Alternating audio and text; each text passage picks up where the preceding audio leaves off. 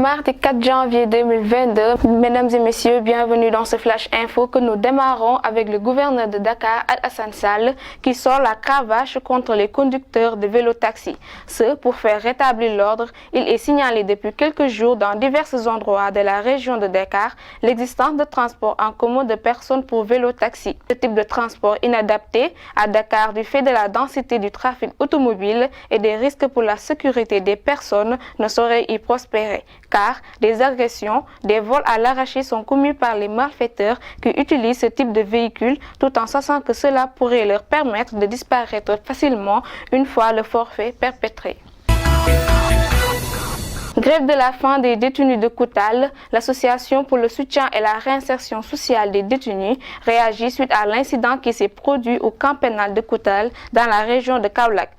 Une grève qui a déclenché suite à la mauvaise gestion de l'alimentation de ces détenus. Ibrahima Sall et la CIA exigent que les responsables de cet malheureux incident soient sévèrement punis et exigent une ouverture d'une enquête administrative sur la gestion de l'alimentation de cette prison.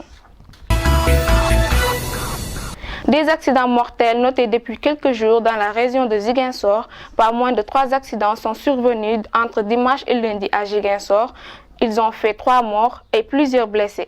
En effet, d'après des informations tombées hier, un conducteur de moto Jakarta a perdu la vie quelques minutes après avoir heurté un taxi à l'entrée de Ziguinchor.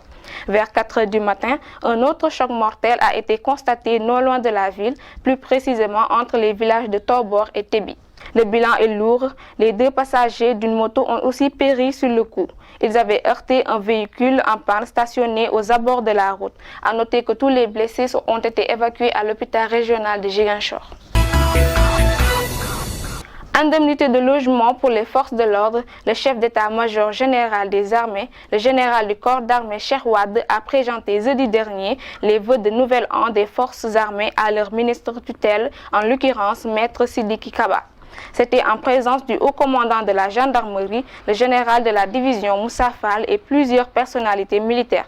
Une occasion saisie, rapportée par l'AIS par le ministre des Forces armées, Maître Sidiki Kaba, pour annoncer la décision prise par le président de la République Macky Sall de généraliser l'indemnité respectivement de logement désormais versée aux conjoints militaires, distinctement aux veuves, aux veufs et célibataires ayant au moins un enfant en charge.